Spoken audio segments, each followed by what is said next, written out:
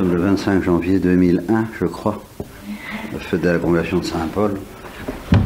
Et je ne sais, alors rigoureusement pas, alors ce qui s'appelle ne pas savoir, c'est ce que je vais bien pouvoir vous dire. Alors là, l'évangile, je savais que c'était le jour de la conversion de Saint-Paul, j'avais un peu oublié. Alors l'évangile m'a rappelé, enfin l'évangile de la lecture, m'a rappelé ce chemin de Damas, ce voyage. C'était un voyage, je me disais, ben oui, ça c'est un voyage, ça facilite pas toujours la vie. Et le voyage de Saint Paul à Damas, ça lui a pas facilité la vie, il s'est passé quelque chose. Je ne dirais pas que j'ai été ébloui par une lumière de ce genre, encore que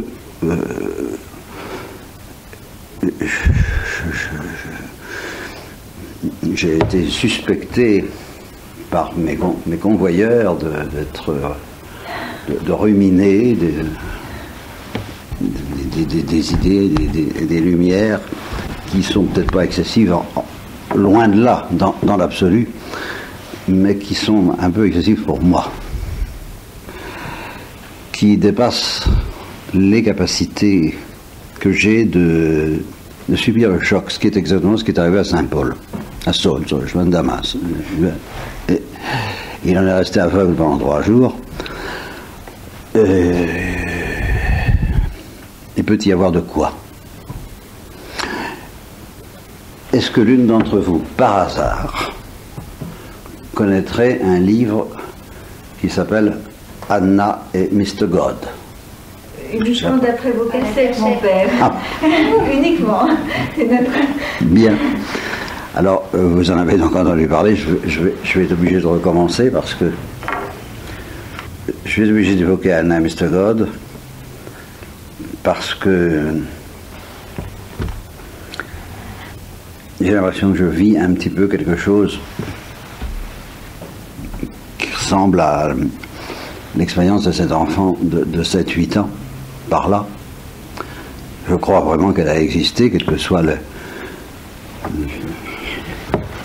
manière dont l'auteur, celui qui raconte cette histoire, il a réinterprété tout à la lumière de ses propres idées, évidemment.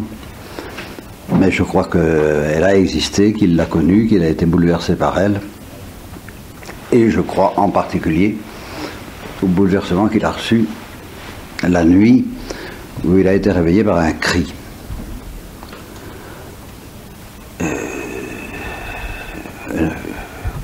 Elle avait l'habitude d'être extrêmement bien sage et agréable et gentille. Pourquoi un cri? Pourquoi un tel cri? C'est exceptionnel, je crois. Il s'est précipité dans sa chambre. Il l'a vue, elle était debout sur son lit ou à genoux, je ne sais plus. Et elle hurlait, littéralement. Elle hurlait, Mr. God, apprenez-moi à poser les vraies questions. Ne demandez pas les réponses, demandez les questions. Et lui, il a senti quelque chose comme Saint Paul sur le chemin de Damas. Il le dit, il dit, je ne sais pas comment j'ai pu survivre à cet instant. Il a senti que la lumière, vous savez, la lumière, c'est bien la lumière, mais quand la lumière arrive, il ne faut pas qu'elle soit trop intense, sinon ça donne des accidents. Comme l'accident de Paul qui en devient aveugle, l'accident de ce film, l'auteur de Anna et Mr. God, qui a eu peur de mourir, carrément. Bon, il y a la lumière de Fatima. Elle aussi, elle a été éblouissante, traumatisante. Ceux que n'ont reçu s'en sont pas remis non plus. Et alors, en sortant de là, eh bien, on ne sait pas quoi dire. On ne sait pas quoi dire.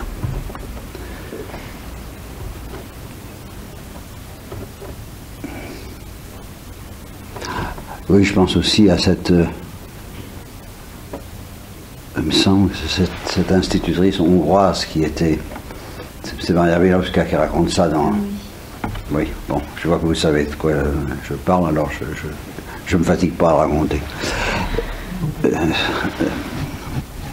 Elle dit je l'ai vu, elle ne s'en est pas remise non plus. Bien.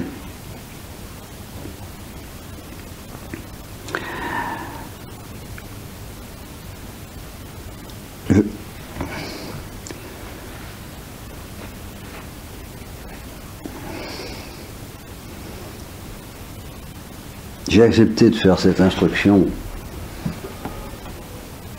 avec le pressentiment qu'en effet c'était un peu une folie. Et il arrivera ce qu'il arrivera.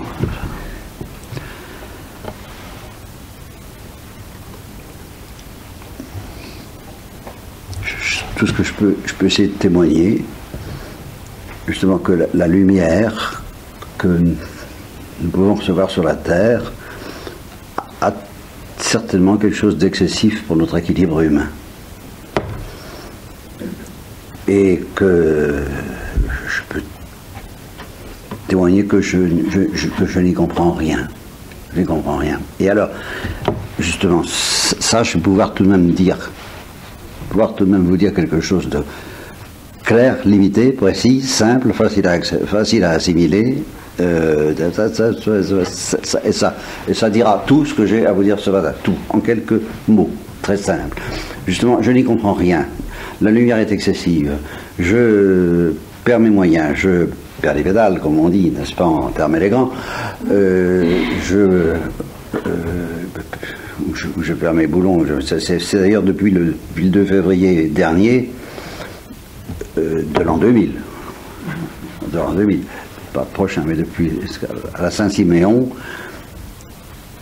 j'ai décidé que ma devise serait définitivement Siméon perd ses boulons. Vous voyez, ça. C'est vrai. Et alors, c'est dans cette situation-là, où justement, pour des raisons variées de vieillesse, ce qui m'autorise à perdre mes moyens, pour être plus distingué, et peut-être d'une certaine lumière qui ne se laisse pas facilement mettre en boîte, comme dit justement Anna. Car justement, c'est ce qu'elle dit à Finn après.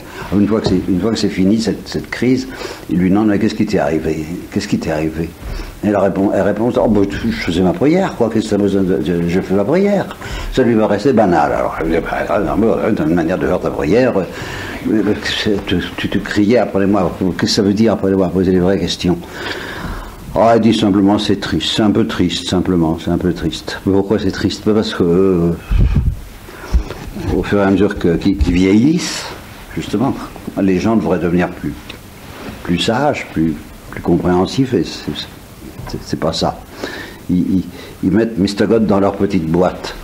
Ils ont des petites boîtes, chacun a ses petites boîtes, et ils essaient de mettre Mr. God dans leur petite boîte. Et je sens le danger, je sens que c'est grave, et je sens qu'il ne faut surtout pas faire ça. Alors j'ai supplié Mr. God de m'empêcher de le mettre dans mes petites boîtes, et au lieu de poser mes petites questions à moi, de découvrir les vraies questions. Où sont-elles? Ah. Bon, alors, je ne sais pas si je pose les vraies questions. Je ne sais pas quelles questions il faut poser, je ne sais pas quelle réponse je reçois, je ne sais pas où j'en suis, je ne comprends plus rien à rien. Et tous les matins, quand je me réveille, je constate que le soleil se lève. Et rien que ça, c'est quand même extrêmement surprenant.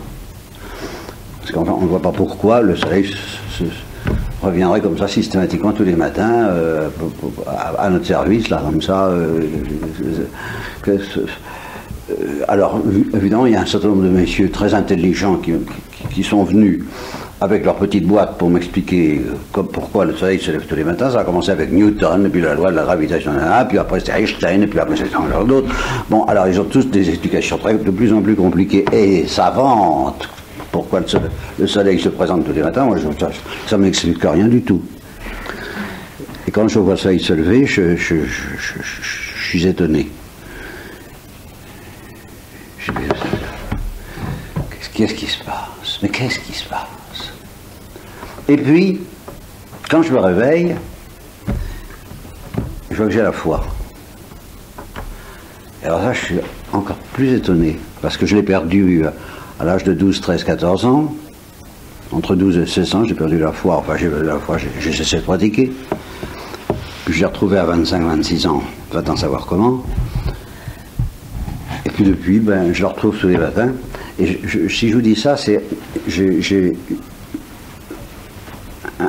Dans le temps que j'avais des forces pour prêcher, j'étais tombé sur un Suisse avec qui j'avais mangé d'abord, puis on avait fait la conférence. Non, j'avais fait la conférence le matin, je vous la fais maintenant, puis on avait déjeuné à midi, et j'avais fait une conférence brillante, très brillante, forcément, avec...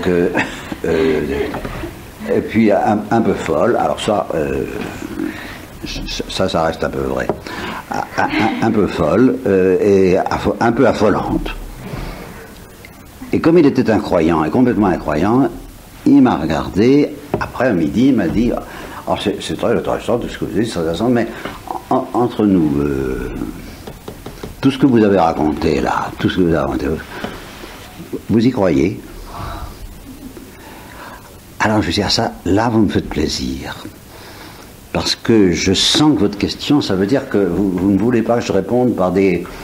je réponds par oui ou non. Hein. Vous ne voulez pas que je réponde en disant, oui, j'essaie, c'est profond, voyez-vous, il y a des convictions en moi qui paraissent à certains côtés, pourraient... Vous voulez pas de ça, hein, vous laissez oui ou c'est non, hein, ça. Elle m'a dit exactement. Ah bien ça. Ça, mon père, c'est tout à fait ça. Ça. Bon, bah écoutez, je vous remercie. Alors là, je suis obligé de répondre oui. J'y crois. Elle m'a dit, oui, mais alors, pourquoi?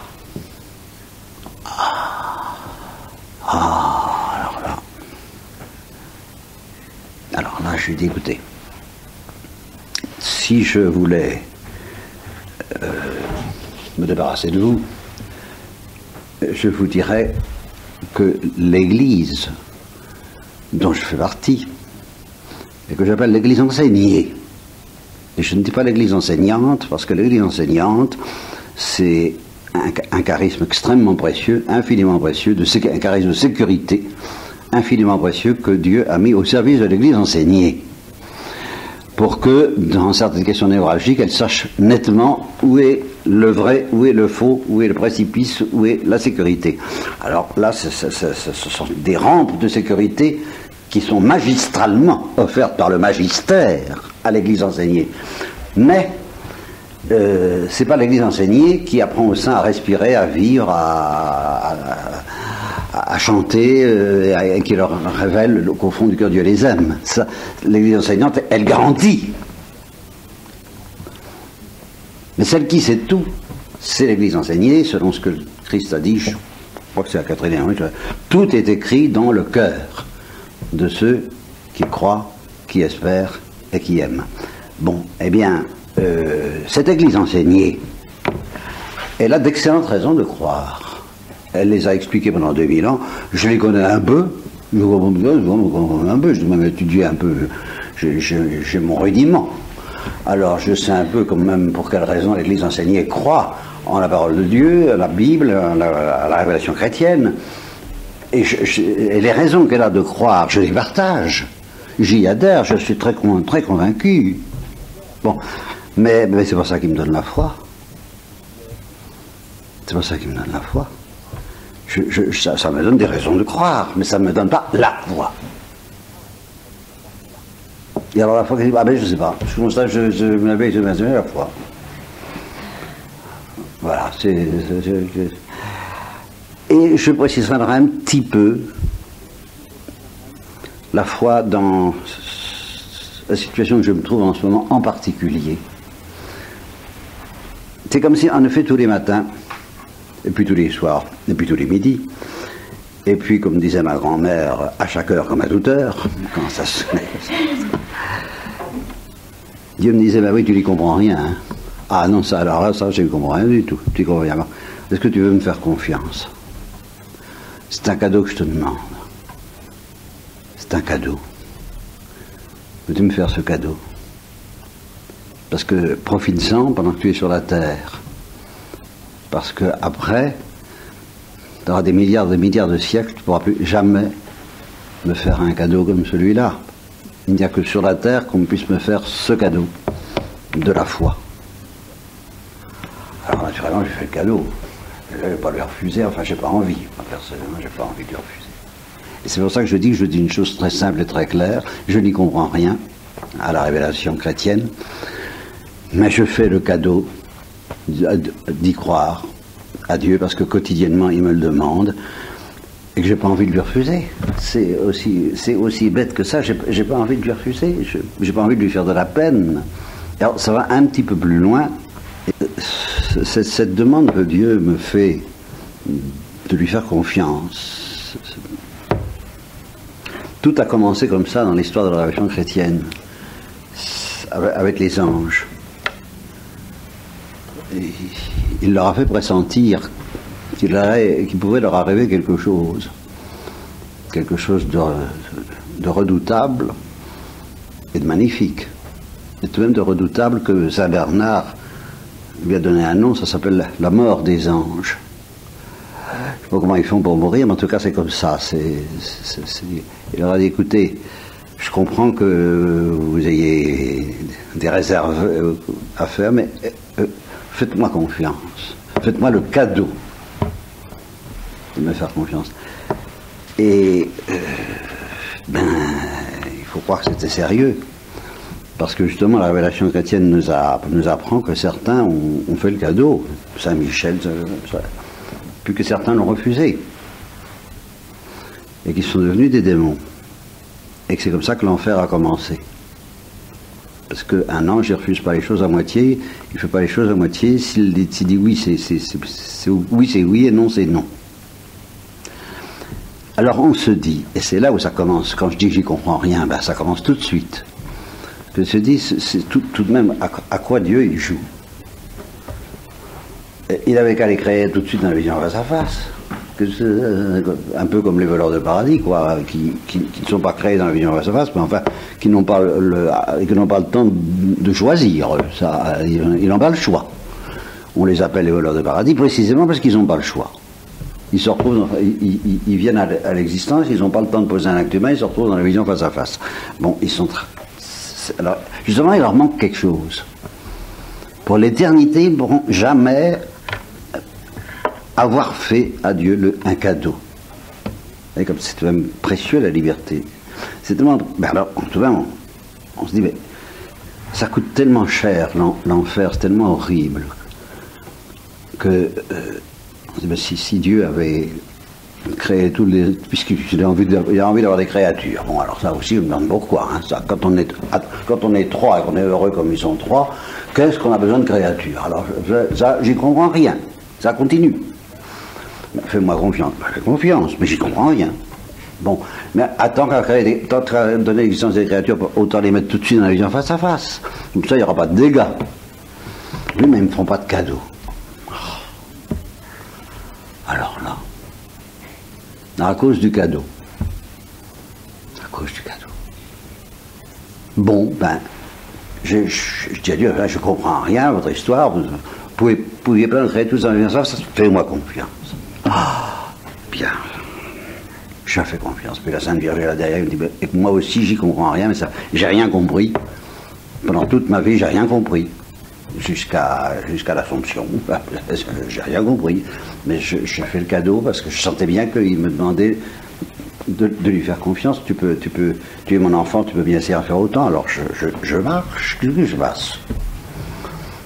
Mais c'est une drôle d'histoire. Et alors, ça c'est pour les anges.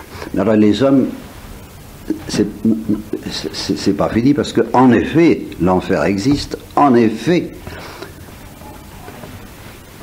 Dieu n'est pas du tout indifférent à ce qui se passe en enfer. Il ne regarde pas de ça du haut en disant je m'en fiche. Non, il est bouleversé. C'est dit dans la Bible aussi, ça. Tactus dolore cordis intrinsecus. Toucher de douleur au plus intime du cœur. Bon. Alors les théologiens, naturellement, ils disent bon, non, ils ne sont rien, il est impassible. C'est leur affaire. C'est leur affaire. Moi, je constate que dans la Bible, Dieu n'a pas l'air du tout d'être sans émotion. J'en ai assez de toi, Israël. Qu'est-ce que je t'ai fait, Israël? Les impropères aussi du vendredi saint. Enfin, pourquoi tu me fais ça, Israël? Je n'ai pas été bon pour toi, et la colère de Dieu s'enflamma contre... Bon, alors, la colère de Dieu, alors là, quoi la colère de Dieu? Eh oui, ben, c'est la colère de quelqu'un dont on se moque, d'un amour dont on se moque, et moi, je prends Dieu comme tel que la Bible me le présente, il est très pathétique. Il est plein de défauts, même, si vous voulez. Mais c'est ce qui le rend vivant. Alors je dis, comment faites-vous pour concilier ça avec votre perfection? J'y comprends rien. Fais-moi confiance. Eh bien, allons-y.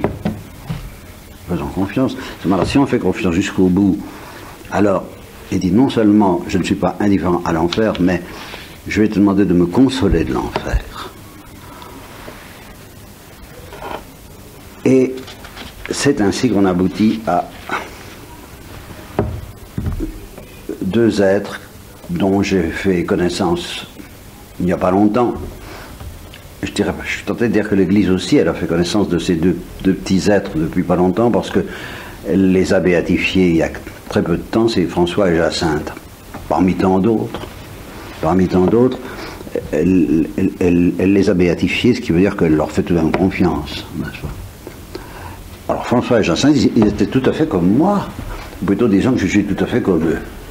C'est-à-dire que dès qu'on a parlé de l'enfer avant ça, il n'y a rien compris. Il m'a dit, mais alors quoi? Ben, au bout de quelques années quand même, eh ben non, c'est toujours. C'est toujours, mais enfin, c'est pas possible. Si, c'est toujours.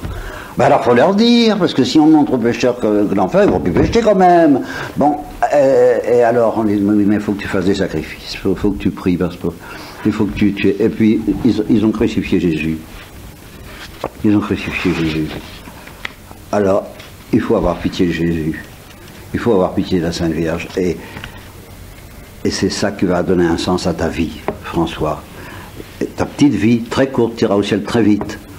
Mais pendant le peu de temps que tu vivras, console le cœur de Jésus, console le cœur de Marie. Vous comprenez quelque chose, vous? Moi, je marche. Et alors, ça aboutit à ce petit papier que j'ai envie de distribuer à mes aimables correspondants. C'est ceci. François et Jacinthe n'avaient qu'un seul but dans la vie. Le seul, en effet, qui puisse donner un sens à la nôtre et justifier notre existence sur la terre. Parce que oui, tiens, ça me fait penser. Je voulais vous dire encore autre chose. Je m'occupe d'un certain nombre de jeunes, et là, récemment, dans une famille, je ne vous dirai pas où, il a 5 enfants, 9 jeunes, l'aîné, 21 ans, il s'est jeté sous un train. Et il ne savait pas très bien s'il avait la foi ou s'il n'avait pas. Il ne savait pas surtout quel sens pouvait avoir sa vie sur la terre. Et si j'avais eu à lui donner un sens à sa vie sur la terre, qu'est-ce que j'aurais dit? Est-ce que j'aurais dit ce que dit Saint Paul, j'achève dans mon corps parce que, attention, un sens à la vie sur la terre, oui. Comprenez-moi bien. Si on dit le sens de la vie sur la terre, c'est d'aimer Dieu, par exemple. Ou bien aimer Dieu, l'adorer, le servir, et par ce moyen acquérir la vie éternelle. C'est ce qu'on me racontait dans mon enfance. Et je trouvais ça un petit peu mesquin, parce que aimer Dieu et par ce moyen acquérir la vie éternelle. J'aime pas trop ça, ça fait un petit peu commerce de bas étage. Voyez. Non, si j'aime Dieu, c'est plutôt j'aime Dieu pour aimer Dieu, comme ça. Bien. Mais il n'y a pas besoin d'être sur la terre pour aimer Dieu. Alors, c'est pas ça qui explique ma vie sur la terre, ça peut expliquer ma vie au ciel. Ça, ce que je vous ai dit tout à l'heure, il aurait pu nous créer tous dans la vision face à face, on l'aurait tous aimé, et ça aurait été magnifique. Mais pourquoi sur la terre?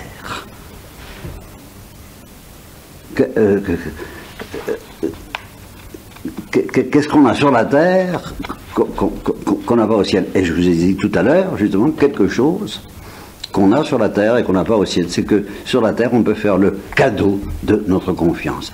Au ciel, on ne peut plus. Et même au purgatoire.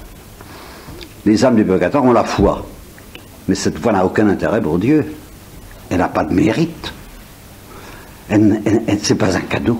Parce qu'ils ne peuvent pas faire autrement. Ils sont tellement, dans l'obscurité de la foi, ils sont tellement sous la pression de la lumière éternelle, déjà comme Saint Paul, ou comme Anna, ou comme je voudrais bien être, parce que cette lumière, tout de même, je voudrais bien qu'elle m'arrive dessus, mais si elle m'arrivait dessus trop fort, ben, je ne pourrais plus, ma foi ne pourrait plus être un cadeau. Je serais comme ça du repas, je serais obligé de dire, ah oui, oui, oui, c'est évident, j'y crois rien, c'est évident. Ben, bon, alors, il faut que ce soit tamisé pour que ça puisse être un cadeau. Bien. Alors, le sens de notre vie sur la terre, c'est pas seulement d'aimer Dieu. C'est d'aimer Dieu dans des conditions où on pourrait ne pas l'aimer, et on pourrait ne pas croire en lui, et où on peut le consoler, et où on peut ne pas le consoler. Et ça, on ne pourra pas le faire au ciel. Pas de cette façon-là.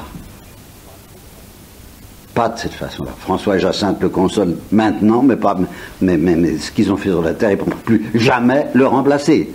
Dans les siècles des siècles et dans les milliards de siècles, ils ne pourront plus jamais faire une de ces petites choses que nous pouvons faire en ce moment même, à l'instant même, que j'essaie de faire en faisant une conférence, par exemple, que j'aurais pu ne pas faire. Et je vous assure que là, ça aurait été un choix de soulagement. Eh bien, je le fais quand même, par amour pour vous, mais par amour pour Dieu, pour vous faire un cadeau à Dieu. Et puis si ce cadeau ne vous intéresse pas, il intéresse Dieu. C'est ça. Bon, alors, François et Jacinthe n'avaient qu'un seul but dans la vie, le seul, en effet, qui puisse donner un sens à la nôtre et justifier notre existence sur la terre. Sur la terre. Consoler les cœurs de Jésus et de Marie. Mais, comment pourrions-nous les consoler si le nôtre ne se laisse pas déchirer? Voilà pourquoi j'ai écrit ma 45e lettre aux amis, non pas pour moi, ni pour vous, mais pour eux, que le cœur de Jésus et de Marie. Qu'il vous remercie et qu'il vous bénisse. Et je vous rappelle le texte de la 45. Toute prière persévérante demandant le salut avec foi sera infailliblement exaucée. C'est ce qu'enseigne l'Église catholique en s'appuyant sur l'Évangile. Demandez et vous recevrez.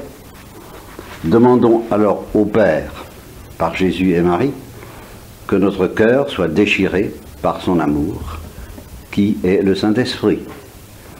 Demandons-le tous les jours avec foi, plus souvent même, si possible tous les jours, à chaque heure comme à toute heure, je ma grand-mère, bon, voire à tout instant, la prière de Jésus, des orientaux, le nuage de l'inconnaissance, la petite prière, la petite oraison de Jacques, faire au feu, mais tout le temps, si possible, nous serons infailliblement exaucés, et tout le reste nous sera donné par surcroît.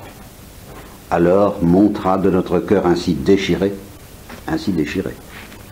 une action de grâce incessante envers le Père qui nous a donné Jésus et Jésus crucifié. Pourquoi? Je sais pas, je comprends bien. Ça. Nous chanterons. Ah oui, parce qu'il se plaint. Alors ça c'est pas triste en effet. C'est qu'à dire que c'est pas triste parce qu'il demande à être consolé de tous les péchés dont il est accablé. Les pécheurs accablent le cœur de Jésus et le cœur de Marie. Il le montre à François et à Jacinthe. Mais d'où ils viennent ces péchés? Ils viennent du péché originel. Et qu'est-ce que chante l'Église sous la motion du Saint-Esprit à propos du péché originel? Oh chic, alors quelle heureuse faute qui nous a valu un tel rédempteur. Péché d'Adam certainement nécessaire. Alors, vous y comprenez quelque chose? Rien. Mais c'est comme ça. Donc nous chanterons, si justement notre cœur est déchiré, nous chanterons avec l'Église heureuse faute qui nous a valu d'avoir à consoler Jésus et Marie. Nous pleurerons comme Marie-Madeleine, mais nous ne pourrons plus nous inquiéter de rien. C'est vrai. Ayant choisi la meilleure part qui ne nous sera pas enlevée, et la paix de Dieu qui dépasse tout sentiment engloutira nos esprits et nos cœurs. De cet engloutissement que justement Dieu a proposé à tous les anges, et ça leur a fait peur. Cette prière qui est celle du bon larron, cette prière d'avoir le cœur déchiré, ce n'est pas une voie de perfection. Au contraire, elle nous dépouille de toute ambition spirituelle. C'est le cri des ouvriers de la dernière heure, se jetant comme l'enfant prodigue dans la miséricorde du Père, le cœur brisé de repentir. Alors le seul obstacle qu'elle rencontre, c'est notre orgueil, mais alors il est terrible. Si nous persévérons dans cette supplication, nous connaîtrons les affres du combat spirituel et l'agonie du vieil homme que saint Jean de la Croix a longuement et abondamment décrite. Suivez le guide. Heureuse agonie, au fur et à mesure que l'homme extérieur se décompose, l'homme intérieur se renouvelle de jour en jour. Merci de la demander pour moi tous les jours, s'il vous plaît. Et ça va m'aider à terminer la conférence. Je vous bénis au nom du Père, du Fils et du Saint-Esprit.